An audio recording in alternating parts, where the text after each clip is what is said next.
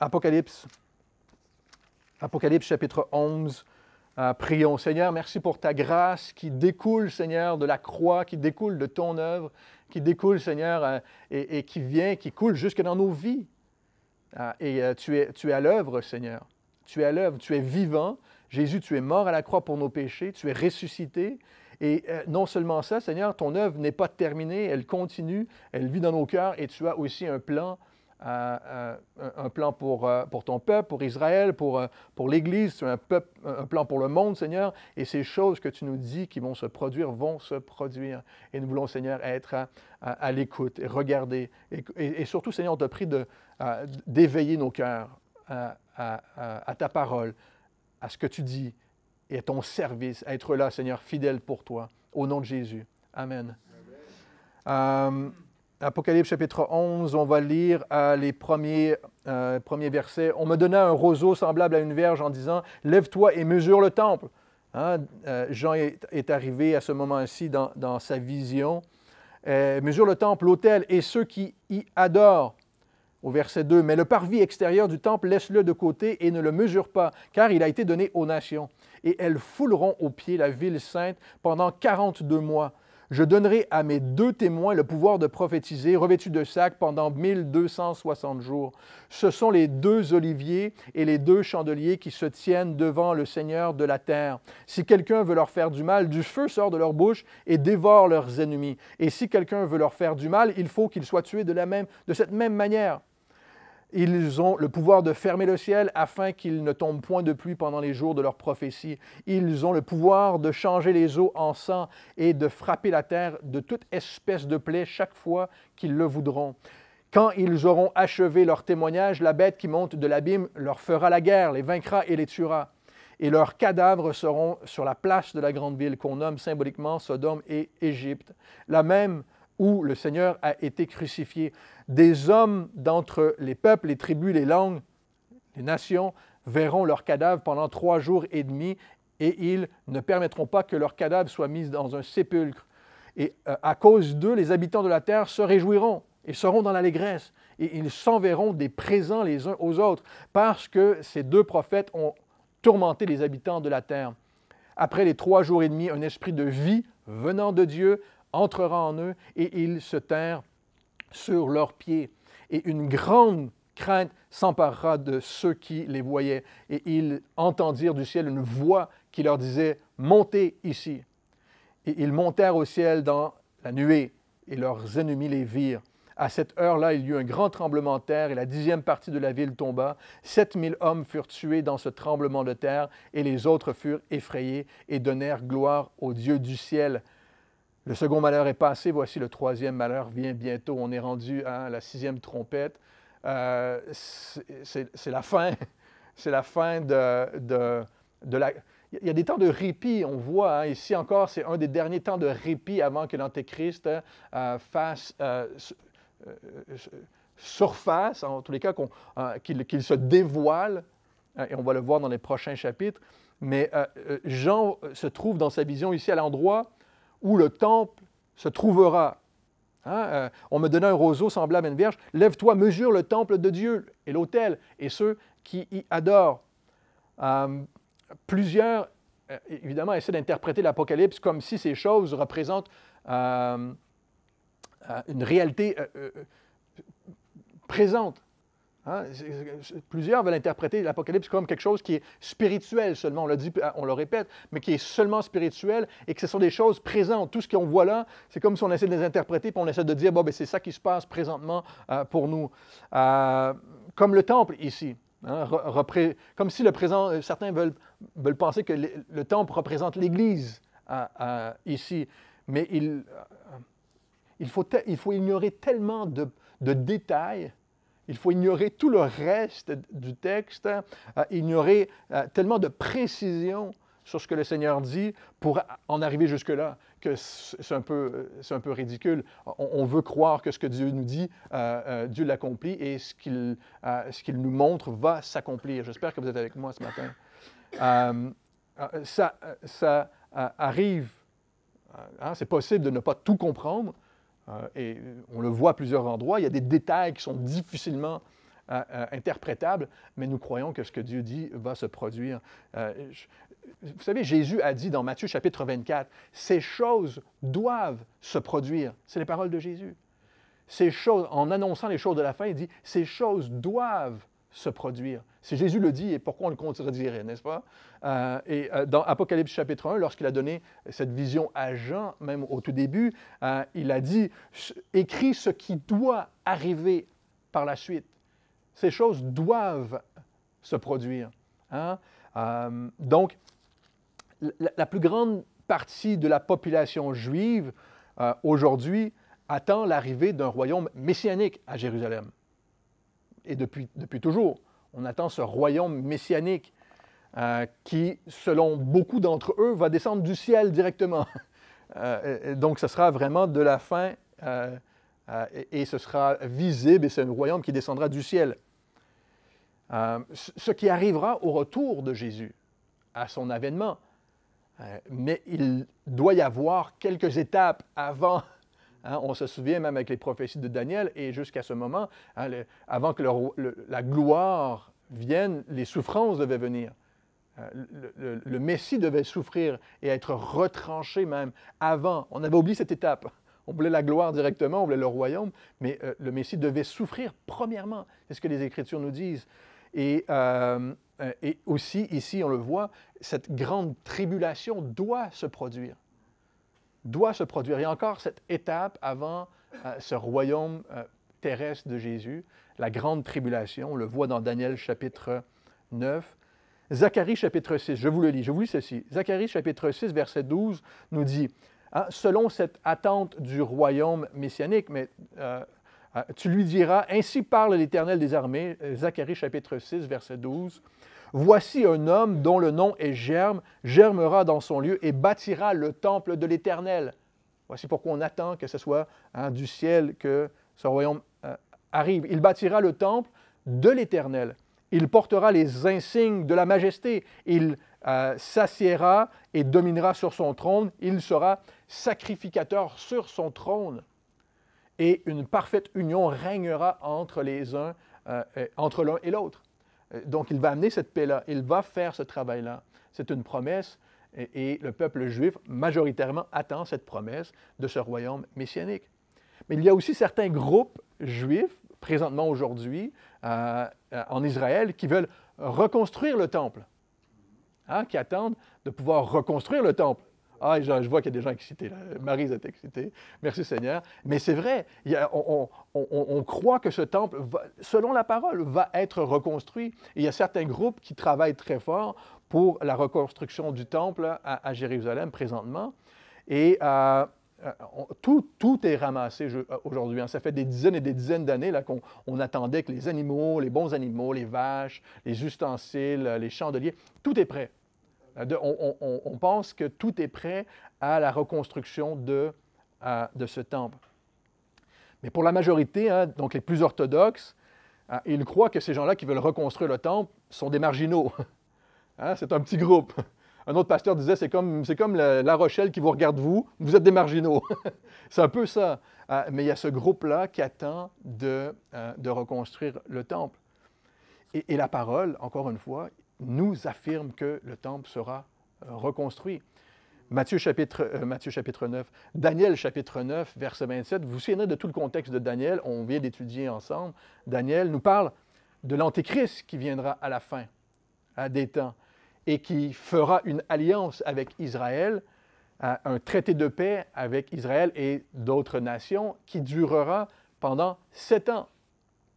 J'ai de la difficulté à croire que lorsqu'ils vont tous s'asseoir ensemble pour écrire ce traité de paix, 7 ans, oui, j'ai de la difficulté à croire que certains ne feront pas le lien avec ce que le Seigneur annonce. Hein. Mais c'est comme ça, lorsque ce traité de paix sera signé, c'est comme ça que nous saurons qui est l'Antéchrist. Il ne dévoilera pas sa face tout de suite parce qu'il va jouer la carte de la paix pendant 3 ans et demi. Mais c'est comme ça que nous saurons qui est l'Antéchrist, c'est lorsqu'il signera ce traité de paix. Et Jésus nous dit dans Jean chapitre 5, je suis venu au nom de mon Père. Il disait aux Juifs, hein, je suis venu au nom de mon Père et vous ne m'avez pas reçu. Mais un autre viendra en son propre nom et lui, vous le recevrez. Hein, en parlant de l'Antéchrist. et c'est important ici encore de se rappeler du contexte, mais dans Ézéchiel chapitre 37-38, si vous ne connaissez pas les prophéties d'Ézéchiel, relisez-les, chapitre 37-38, hein, même jusqu'au chapitre 39, mais Ézéchiel 37-38 décrit une confrontation au Moyen-Orient avec ce que on peut croire être la Russie et l'islam, hein, qui va se produire vers la fin des temps. Au moment où toutes ces choses seront prêtes à exploser, hein, si on peut le dire ainsi. Et donc, lorsque cette confrontation se produira, Ézéchiel prophétise qu'il y aura un grand tremblement de terre. On le voit, où tous les murailles, Ézéchiel 38, où toutes les murailles tomberont, les fortifications tomberont, et tomberont par terre même. Par la suite, il y aura une reconstruction, et à partir de là, l'Antéchrist, hein, encore une fois, on peut croire qu'il sortira de l'Europe, mais l'Antéchrist pourra faire ce traité de paix. Hein, il y aura une reconstruction, il y aura quelque chose de nouveau de créé, et donc fera ce traité de paix-là, et à ce moment, on acceptera l'Antéchrist, on l'acceptera comme le Sauveur, et on lui ouvrira les bras. Oui, merci. Est-ce que vous pensez que le monde est prêt à faire ce genre de truc-là? Je pense que oui. Je pense que oui. Alors, il permettra aux Juifs de reconstruire le temple à ce moment-là. Hein? Chacun aura son petit bout de terrain, là, aujourd'hui, et il permettra aux Juifs de reconstruire le temple aussi sur le mont du Temple, là où se trouve présentement la mosquée Al-Aqsa et le dôme du rocher musulman. Et lorsque Jean voit ceci, encore une fois, on regarde le contexte, mais lorsque Jean voit cela, ça fait plus de 25 ans que le temple est détruit. Hein? Donc, il ne parle pas du temple qui a été détruit à Jérusalem en 70. Ça fait 25 ans que le temple est détruit. Donc, il regarde au futur à un temple qui sera reconstruit, qui n'a toujours pas été reconstruit depuis 2000 ans, mais qui sera reconstruit au temps, hein, où la tribulation, quelque part au début de ce traité de paix-là. Je ne sais pas combien de temps ça peut prendre pour construire un temple, mais j'ai l'impression qu'ils vont être excités de le faire, donc ça pourra aller vite. Hein? Et le temple qui nous est présenté ici n'est pas le temple que l'on retrouve dans Ézéchiel chapitre 40 à 48. On croit que le temple qui est présenté dans Ézéchiel 40 à 48, c'est le temple qui existera pendant le règne terrestre de Jésus, pendant le millénium. Lorsque tout ça sera ébranlé, le Seigneur annonce un tremblement de terre. On va voir une reconstruction, cette alliance de paix qui sera donnée. Lorsque tout ça sera ébranlé, pour ne pas dire écroulé, et qu'on devra tout reconstruire, c'est à ce moment-là qu'on va voir probablement une genre de résolution entre les religions. Et ou sur le mont du Temple, en tous les cas, on va retrouver ce nouveau temple, et certainement la mosquée, et toutes les grandes religions du monde ensemble, mais ça n'aura qu'un aspect religieux. Donc, ce ne sera qu'un aspect religieux. Ce sera pour bien paraître, quoi. Pourtant, Jésus dit qu'il n'est plus nécessaire de faire des sacrifices. Hein? En Christ, il n'est plus nécessaire de faire des sacrifices. Il est le sacrifice ultime. Jésus est le sacrifice ultime, et nous croyons que par le sacrifice de Jésus à la croix, tous nos péchés sont couverts. Et sont couverts pour tous ceux qui mettent leur foi en lui. N'est-ce pas? Donc, il n'est pas nécessaire de faire des sacrifices pour l'expiation de nos péchés, car c'est fait par la foi, hein, en ce qui nous concerne, dans la foi au Seigneur seulement. Et on croit certainement que les Juifs, donc pour avoir le droit de reconstruire leur temple, sur la partie probablement nord du mont du Temple, et les musulmans en contrepartie, hein, et que ici, le Seigneur nous dit que le parvis extérieur sera donné aux nations. C'est intéressant. Que le parvis extérieur sera donné aux nations. Et, comme le dit le Seigneur, les nations fouleront la ville, fouleront aux pieds la ville sainte pendant 42 mois. Est-ce que c'est assez précis pour vous? Le Seigneur nous dit les temps, précisément. C'est trop précis pour que ce soit symbolique seulement. Il dit, les nations fouleront pendant 42 mois. On fait le calcul, 3 ans et demi. Jean a dû très, très bien comprendre ce que ça signifiait lorsqu'il a entendu ces précisions qui lui étaient données. Les nations fouleront aux pieds Jérusalem pendant 3 ans et demi. Et le temple sera reconstruit certainement dans les 3 premières années et demie de la tribulation, sous ce traité de paix qui sera signé. Et les nations, donc, fouleront aux pieds la ville sainte. Et donc, c'est aussi probable que ce soit pendant les 3 premières années et demie de la tribulation où les nations, probablement les Nations Unies aujourd'hui, le camp réfugié que j'ai visité cette semaine en Afrique, c'est les Nations Unies qui tiennent ce camp. C'est eux qui tiennent la plupart des grands camps de réfugiés, qui amènent la paix partout sur la planète. Et il n'y a pas de raison de douter que les Nations Unies seront impliquées là pour maintenir la paix, n'est-ce pas? Mais tout ça, ce sera une apparence de paix. Et on le sait, c'est le discours le plus présent présentement sur la planète, c'est la paix. La paix, les nations, qui va amener la paix sur cette planète? Qui va s'interposer pour pouvoir amener la paix entre les guerres? Donc, il y a une certaine paix qui va être gardée, mais on le sait, l'Antéchrist, selon Daniel, chapitre 11, vous tiendrez, honorera le Dieu des forteresses, le Dieu militaire. Donc, on va garder la paix, évidemment. On voit tout ça se produire à ce moment-là. Et donc, c'est possible aussi que les nations fouleront, littéralement avec mépris. Fouleront aux pieds, c'est littéralement auront du mépris. Et réfère ça peut référer aux 3 dernières années et demie de la tribulation, car au milieu de la tribulation, des 7 ans, ce traité de paix sera brisé. Et comme nous dit Daniel, le traité de paix, l'Antéchrist va briser ce traité de paix. Et il s'élèvera au-dessus de tout ce que l'on appelle Dieu, jusqu'à s'asseoir dans le temple.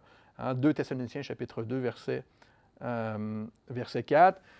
Et c'est ce à quoi réfère. On est exactement ici dans l'Apocalypse, à ce moment où on est prêt à voir, comme Jésus l'a dit, l'abomination de la désolation qui a été prophétisée par Daniel.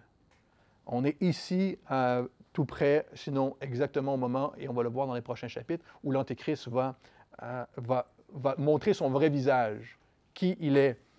Et dans Daniel chapitre 9, à ce moment-là, nous dit que l'Antéchrist va faire cesser, et c'est très important, il va faire cesser le sacrifice et l'offrande.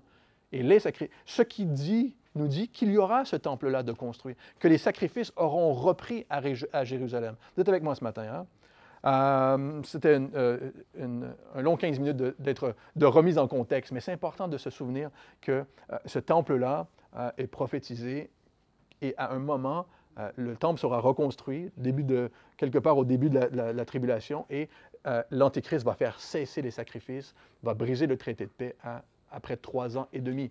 Donc on croit que ces 42 mois-là où les nations fouleront sont certainement dans la première partie de la tribulation. Donc il y aura pendant un temps des sacrifices, des offrandes à cette époque dans le temple reconstruit avant que l'Antéchrist fasse cesser tout ça. Et le Seigneur dit à Jean ici dans sa vision, « Mesure le temple de Dieu, l'autel et ceux qui y adorent. » C'est intéressant parce qu'on mesure le temple et l'autel, mais aussi ceux qui adorent à ce moment-là. Compte-les, regarde, prends-les en compte. La vie de chacun est prise en compte. Évidemment, ceux, même de façade religieusement, qui vont reprendre les sacrifices et qui seront au temple. Mais pendant ces 7 années de tribulation, frères et sœurs, nous le savons, le monde sera interpellé, mais spécifiquement les Juifs, le peuple de Dieu, recevra le témoignage de Dieu encore et encore. Premièrement, toutes les prophéties ici seront révélées et on sait, ceux qui liront la connaissance augmentera, nous dit Daniel. Donc, lorsqu'on va voir toutes ces choses se produire et qu'on va lire, on va dire, c'est exactement ce qui se passe. C'est exactement comme la prophétie. Donc, même selon les prophéties reçues, le témoignage de Dieu est reçu. On a vu qu'il y aura les 144 000 hommes juifs qui évangéliseront. Ici, pendant 3 ans et demi de la tribulation, Dieu envoie 2 témoins. 2 témoins qui annonceront aussi l'Évangile au monde et aux Juifs. Ces 2 témoins. Je donnerai à mes 2 témoins, au verset 3, le pouvoir de prophétiser, revêtus de sacs pendant 1260 jours. La même période, 3 ans et demi. Donc, le Seigneur enverra ces 2 témoins pour prophétiser pendant ces 3 années et demie. Et encore une fois, on peut croire que c'est pendant la première partie de la tribulation, les 3 premières années et demie. Car, évidemment, les événements qui sont décrits, qui les suivent, ici, on va voir, ne correspondent pas aux événements qui se produisent à la fin de la tribulation, ou à l'Armageddon, où le monde entier se tourne vers Dieu en colère et blasphème. Et ici, on se réjouit, lorsque après les 3 ans et demi des 2 témoins, on se réjouit de leur mort. Donc, il y a comme une joie sur terre plutôt que la guerre de l'Armageddon. Donc, on peut croire que c'est les 3 premières années et demie. Ces 2 témoins auront le pouvoir de prophétiser afin de témoigner du Seigneur, revêtus de sacs, et non de Dolce Gabbana. Là. Ils ne sont pas là pour l'image, ils ne sont pas là pour impressionner, ils ne sont pas là pour attirer l'attention, ils sont là pour annoncer le message de la repentance. Les sacs, être revêtu d'un sac dans la parole, c'est vraiment faire un deuil, c'est être repentant et d'annoncer ce message de repentance, comme Jean-Baptiste. Donc, démontrant encore une fois, c'est pour ça qu'on l'appelle ces textes-là, à certains endroits dans l'Apocalypse, les temps de répit où Dieu encore donne cette occasion au monde de se tourner vers lui. Que Dieu appelle à la repentance. Et non seulement ça, il représente, un prophète représente Dieu, et ils sont là pour démontrer, témoigner que Dieu est attristé par ce qui se produit dans le monde. Il est attristé pour son peuple d'Israël qui s'est endurci. Donc, il envoie ces 2 témoins. Qui sont ces 2 témoins? Bon, on peut faire un quiz ce matin, si vous voulez. Là. Peut-être qu'on a chacun un avis, mais le Seigneur nous le dit ici, qui ils sont. On le sait que c'est écrit. Ce sont les 2 oliviers et les 2 chandeliers. Pour ceux qui se posent la question, qui se tiennent devant le Seigneur de la terre. Le Dieu créateur. Et il y a plusieurs opinions au sujet de qui pourraient bien être ces 2 témoins. Certains disent qu'il s'agirait du prêtre Josué et de Zorobabel, comme dans la vision de Zacharie chapitre 4. C'est une vision, c'est une même vision de chandelier et de 2 oliviers dans Zacharie chapitre 4. Mais dans cette vision, Josué et Zorobabel ne sont pas les chandeliers. Ils déversent l'huile, ils sont là pour alimenter les chandeliers dans cette vision, malgré qu'ils étaient 2 témoins aussi lorsque le temple fut reconstruit à cette époque. Donc ça, c'est une interprétation. Et on pourrait croire qu'il s'agit d'Élie et Enoch, car tout porte à croire, en tous les cas, que c'est certainement Élie qui est un de ces 2 témoins. Selon la dernière prophétie de l'Ancien Testament, Malachie chapitre 4, qui est la toute dernière prophétie de l'Ancien Testament. Vous savez, les Juifs attendent Élie, toujours. Je ne sais pas si vous connaissez un tout petit peu, c'est une information gratuite, là. Mais à chaque fois qu'ils font les célébrations, ils laissent un plat. Il y a toute la famille, un plat supplémentaire à la table, et ils laissent la porte ouverte de la maison, au cas où Élie rentrerait chez eux. C'est un fait amusant, mais selon cette prophétie, Malachie chapitre 4, verset 5, où il est dit « Voici, je vous enverrai Élie le prophète avant que le jour de l'Éternel arrive, ce jour grand et redoutable. » Encore une fois, la prophétie est claire. Je vous enverrai Élie avant le jour de l'Éternel, ce jour grand et redoutable, qui nous parle évidemment de la fin des temps. Jésus nous dit, Matthieu chapitre 17, que Élie doit venir. Il dit clairement, il est vrai qu'Élie doit venir. Donc Jésus a aussi mentionné. Et Élie et Enoch, c'est une possibilité. Élie et Enoch sont les 2 les deux seuls que l'on connaît dans la parole qui ont été enlevés au ciel, qui n'ont pas connu la mort, dans les airs, sans connaître la mort physique, hein, comme on pourrait le connaître. Après, certains croient que c'est pour cette raison que Enoch serait l'autre témoin dans la tribulation. Pourtant, Élie et Moïse sont apparus avec Jésus au mont de la transfiguration, déjà, on le sait. Et comme Moïse et Élie représentent la loi et les prophètes, ils seraient probablement les deux meilleurs témoins pour Israël à ce moment-là. Israël recevrait les deux témoins, recevrait Élie et recevrait Moïse, la loi et les prophètes. Et ce seraient deux témoins efficaces pour Israël au moment de la tribulation et pour témoigner de Jésus, avec les 144 000 hommes juifs qui seront là, qui témoigneront aussi de Jésus, le Christ et le Messie. On avance au verset 5, Apocalypse chapitre 11. « Si quelqu'un veut leur faire du mal, du feu sort de leur bouche et dévore leurs ennemis. Et si quelqu'un veut leur faire du mal, il faut qu'il soit tué de cette manière. » Et on se souvient évidemment d'Élie hein, dans 2 Rois, chapitre 1, lorsque Achazia avait envoyé vers Élie ses 50 soldats qui voulaient parler avec lui, mais je pense qu'ils voulaient plutôt le tuer. Puis il s'était moqué d'Élie hein, comme homme de Dieu. Puis Élie avait dit, ben, si je suis un homme de Dieu, le feu va tomber, hein, vous allez voir, sur vous, et vous consommer ce qui s'était produit. Achazia avait tenté de renvoyer 50 autres soldats et qui avaient eu un peu peur. Je pensais dire, je ne suis pas payé assez pour que le feu tombe sur moi. Mais donc, on voit que ça témoignait aussi du ministère d'Élie à ce moment, le feu qui était tombé sur ces hommes. Au verset 6, « Ils ont le pouvoir de fermer le ciel afin qu'il ne tombe point de pluie pendant les jours de leur prophétie », ce qui accompagnait aussi le témoignage d'Élie pendant 3 ans et demi.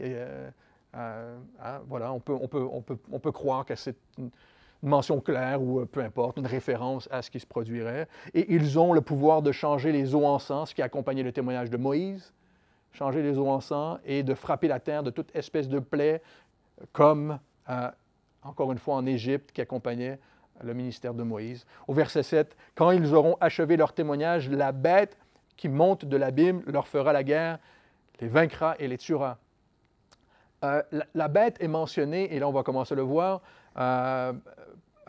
36 fois dans l'Apocalypse. Et ici, pour la première fois, la bête qui sortira et fera la guerre aux 2 témoins et les tuera. Ce qui réfère à l'Antichrist, sous la puissance aussi de Satan, parfois les deux. Mais la bête représente l'Antichrist qui arrive et l'Antichrist qui sera à ce moment possédé par Satan. Et ces 2 témoins seront tués lorsqu'ils auront accompli leur témoignage après 3 ans et demi. Encore une fois, c'est la parole. Pourquoi Dieu est si spécifique? C'est pour que l'on sache que ces choses vont se produire et lorsqu'elles se produisent, que la parole de Dieu, elle est véritable. Et leur mort sera un témoignage aussi, doit être un témoignage. C'est le but de Dieu, de témoigner que sa parole est véritable et qu'il sauve. Ils auront certainement... on peut croire hein, qu'ils vont avoir titillé l'Antichrist, là, tout son travail. C'est eux qui vont avoir des... C'est toujours comme ça, hein? Mais je pense qu'ils vont avoir mis en colère l'Antichrist. Donc, il va leur faire la guerre. Et celui qui se dit Christ, hein, l'Antéchrist, qui est contre Jésus, et ces 2 témoins-là vont avoir, hein, on dit, tourmenter les habitants de la terre. C'est pour ça qu'on va se réjouir. Et vous savez, Satan attend ce jour. Satan attend ce jour. Il n'y aura pas un jour de moins, un jour de plus qui va se produire. Le Seigneur a déjà marqué les choses. Mais Satan connaît la parole de Dieu. Il attend ce jour précis et il sait qu'il lui sera permis d'entrer en scène et de posséder l'Antichrist. Et ira à ce moment, évidemment, après avoir tué les 2 témoins, s'asseoir dans le temple et se proclamer Dieu.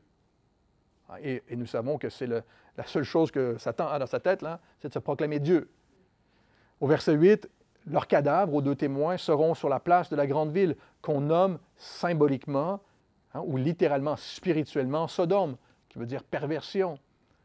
et Sodome qui a été détruit par le feu, et symboliquement Égypte, qui représente l'idolâtrie, l'Égypte, et qui a été aussi détruit par les plaies. Donc là, même où symboliquement cette ville est nommée à ce moment, la grande place de la ville, qui est symboliquement nommée Sodome et Égypte, mais là où même, littéralement, le Seigneur a été crucifié, hein, qui est évidemment Jérusalem. Au verset 9, des hommes d'entre les peuples, les tribus, les langues et les nations verront leurs cadavres pendant 3 jours et demi. Et ils ne permettront pas que leurs cadavres soient mis dans un sépulcre. Pourquoi? Pour les donner en spectacle? Pour faire un spectacle de tout ça? Évidemment, on est dans une époque très intéressante parce qu'il y a 20-30 ans, on se demandait comment ça serait possible. Il y a des choses, il y a 20, 30, 40 ans, on se demandait comment certaines choses seront possibles. Évidemment, avec la télévision et la radio, c'est possible de voir ce qui se passe. Qui d'entre vous avait connu juste le poste de radio, là? On avait toutes les nouvelles, on allumait le poste de radio, puis on écoutait ça. La télé est arrivée, on pouvait voir ce qu'on voulait bien nous voir, jusqu'à ce que la télé en live arrive.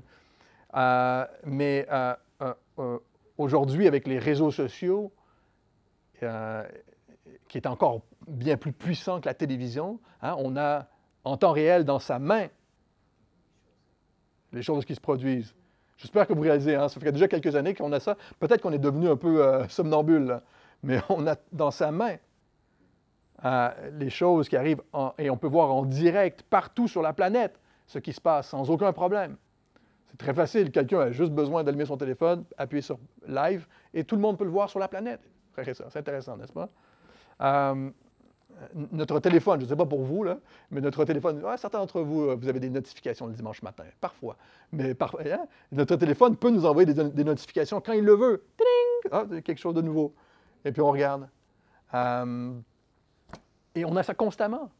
Encore une fois, il y a 20 ans, on se demandait comment quelque chose comme ça pourrait être possible. De tous voir en même temps un événement de l'autre côté du monde. Mais aujourd'hui, c'est très facile à concevoir. Et même, on se nourrit de ce genre de choses-là. Ici, on parle de nations qui se nourrissent, qui se réjouissent de cette information-là, qui vont se réjouir. Et évidemment, on suivra ces choses-là, hein, avec attention. On les connaîtra sûrement. Ces 2 gars qui nous tourmentent depuis 3 ans et demi, qui nous parlent de Jésus sans arrêt. N'est-ce pas? Qu'on voudra censurer de toutes sortes de manières. Hein. On peut se faire une image, faites-vous une image très simple de tout ça, mais on suivra ces choses avec attention. Les nations fouleront, Jésus nous dit, seront remplies de mépris envers ces choses. Littéralement, on aura du dédain, on ne voudra même pas toucher leur corps, les laisser non seulement en spectacle, mais on aura du dédain pour eux, et on laissera leur corps sur la place, sûrement, pour les exposer comme, je ne sais pas, un trophée ou quelque chose. Comme ça, au verset 10, « Et à cause d'eux, hein, à cause de leur mort, les habitants de la terre se réjouiront. » Littéralement, ils célébreront. Ils vont faire la fête. Et seront dans l'allégresse, et ils s'enverront des présents les uns aux autres. Noël à nouveau, là, même pour ceux qui n'y croient pas. Et parce que ces 2 prophètes ont tourmenté les habitants de la terre. Les habitants de la terre, nous savons, hein, réfèrent à ceux qui résistent au Seigneur, qui résistent à Dieu dans l'Apocalypse. Et ils vont en avoir tellement marre d'entendre parler de Jésus. Oh là là là là! Ils vont en avoir marre d'entendre parler de Jésus, de la repentance des péchés encore. Ça fait 3 ans et demi qu'ils nous mettent ça à la télé avec ces gars-là. Ils vont en avoir tellement marre qu'ils vont célébrer leur mort. Frères et sœurs, c'est important, surtout dans les jours dans lesquels nous vivons.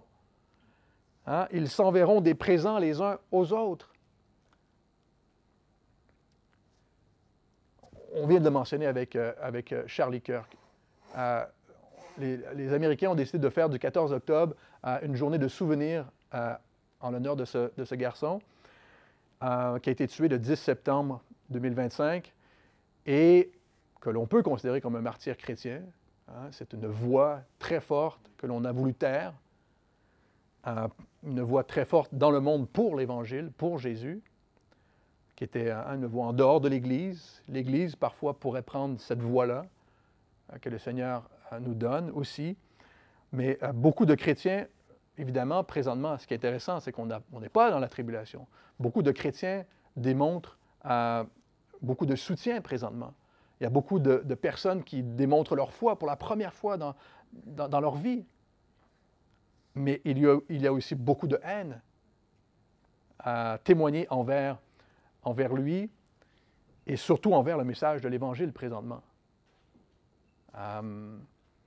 Ici, on nous parle de 2 témoins qu'on mettra à mort et on célébrera la mort de ces 2 témoins. Vous êtes avec moi ce matin. Hein? On vit dans un temps très particulier qui nous parle de ces choses à petite échelle, mais qui bientôt vont s'intensifier et le cœur du monde se réjouira, aura de la haine, une haine frontale, alors que le monde regarde ce spectacle à ce moment, au verset 11, « Après les 3 jours et demi, un esprit de vie venant de Dieu entra en eux et ils se terrent sur leurs pieds. Et une grande crainte s'empara de ceux qui les voyaient. » Pourquoi après 3 jours et demi? Je ne sais pas. C'est un long week-end. Il y a quelque chose. On a fait le pont, là. On ne sait pas. Pourquoi 3 jours et demi? Est-ce qu'on peut voir une association avec la résurrection? Peut-être. Mais après 3 jours et demi, en tous les cas, le temps qu'on comprenne bien 3 jours et demi, que la parole se produit, en tous les cas. Mais ce sera surtout un témoignage, évidemment, de la résurrection. Hein? Ils se lèveront sur leurs pieds. Après 3 jours et demi, tu sais qu'ils sont morts, les gars. Hein? Je ne sais pas si l'odeur va se rachasser, mais faites-vous une image. Mais évidemment, après 3 jours et demi, c'est sûr que c'est pas « Ah, ils n'étaient pas vraiment morts », vous voyez? Ah, ce que les religions aiment bien dire de Jésus, d'ailleurs. « Oh, il n'était pas vraiment mort ». Ce n'est pas les musulmans qui disent ça, d'ailleurs. Jésus n'était pas vraiment mort. Il y a toutes sortes de religions, là, depuis que le temps, on ne veut pas croire. Hein? Non, non, il était endormi, on l'a mis, il s'est réveillé. C'est pas lui. Non, je pense qu'il y a des religions qui disent « C'était pas lui sur la croix. On l'a remplacé avec un autre. » On invente toutes sortes de trucs. Ici, là, écoutez, on se dit aujourd'hui, si les médias sociaux existaient à l'époque de Jésus, on aurait des preuves. N'est-ce pas? Bien là, il va en avoir des preuves. Là, on ne pourra pas dire, écoutez, ce n'est pas 3 jours et demi comme la parole l'annonçait, ces 2 prophètes. Le Seigneur donne vraiment des... là, ce n'est plus des signes, ce sont des événements, des choses qui se produisent, qui font en sorte que le monde devrait se tourner vers Jésus. J'espère que vous êtes avec moi ce matin. Ce sera surtout un témoignage de cette résurrection. Une grande crainte s'emparera de ceux qui les voyaient. Et ceux qui les voyaient, au verset 12, ils entendirent du ciel une voix qui leur disait « Montez ici ». Et ils montèrent au ciel dans la nuée. Et leurs ennemis les virent. Les disciples de Jésus, lorsqu'ils ont vu Jésus monter, dans Actes chapitre 1, seulement eux ont vu Jésus monter ici. Les ennemis de ces témoins verront cette résurrection et les verront monter en ascension et seront saisis d'une grande peur. À cette heure-là, il y eut un grand tremblement de terre et la 10e partie de la ville tomba. 7000 hommes furent tués dans ce tremblement de terre et les autres furent effrayés et donnèrent gloire au Dieu du ciel. C'est le but. Encore une fois, c'est les derniers moments, c'est des appels constants de la part de Dieu dans sa grâce à se tourner. C'est possible de donner gloire à Dieu. Faites-le avant. On a envie de dire, si vous voyez ces choses se produire, hein, pour ceux qui ne le connaissaient pas, faites-le avant que ces choses-là se produisent. N'attendez pas, n'endurcissez pas votre cœur. Mais ici, certains donneront gloire à Dieu. Il y a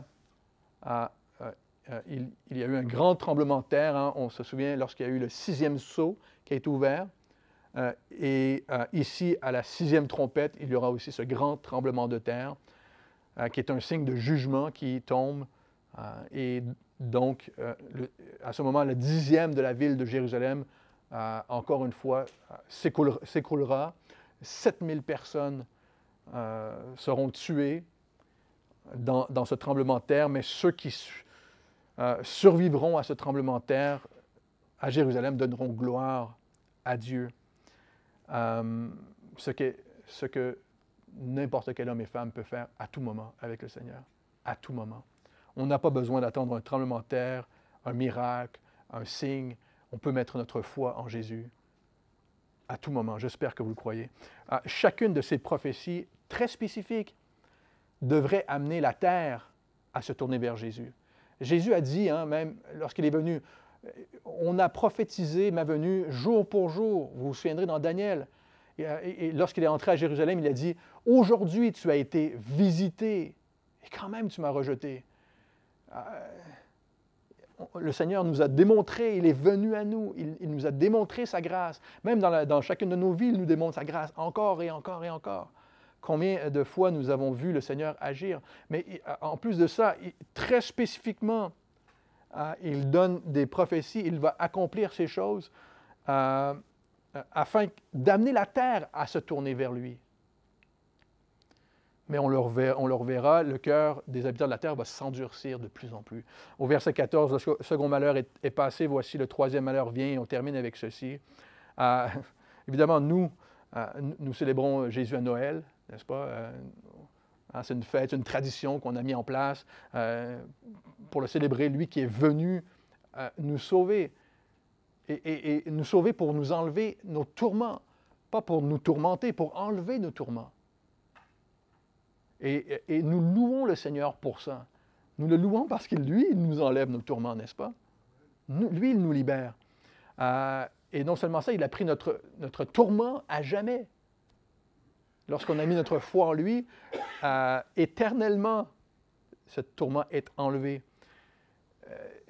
Et ce que ça veut dire, c'est que ça nous donne aussi une responsabilité aujourd'hui.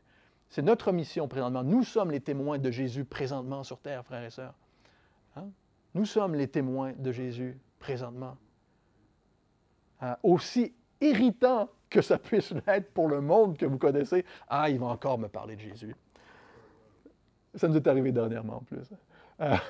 On dit, non, moi, tu m'oublies là.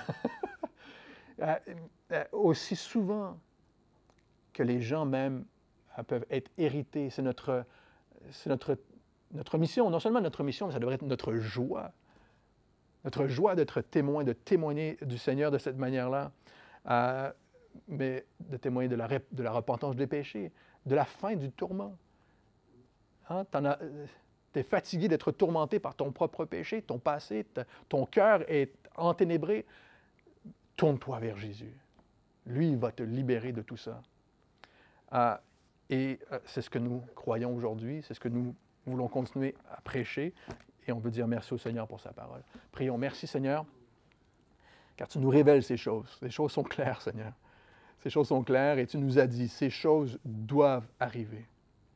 Et nous croyons, Seigneur, que en mettant notre foi en toi, tu nous gardes de ces choses. Et on te prie, Seigneur, de nous aider, Seigneur, de nous envoyer à continuer à parler de toi autour de nous. Nous sommes tes témoins. Tu as fait de nous tes témoins. Tu nous l'as dit, Seigneur, c'est notre mission. Vous êtes mes témoins. Et Seigneur, on veut honorer cet appel. Merci, Seigneur. Même parfois, dans la difficulté, dans les obstacles, dans la confrontation, dans le rejet, Seigneur. On vit peu la persécution physique ici, Seigneur, là où nous sommes. Très peu, sinon pas du tout. Mais on est rejeté, Seigneur. Et non seulement ça, on le dit, on le voit, on le répète, mais le monde te rejette ici, Seigneur, massivement. Et on te prie, Seigneur, que leur cœur puisse se tourner vers toi, qu'à l'annonce de ta parole, Seigneur, ces choses se produiront. Qu'à l'annonce, Seigneur, de ta parole, les gens puissent se tourner vers toi, savoir que tu es Dieu. Et nous t'aimons, Seigneur Jésus. Amen.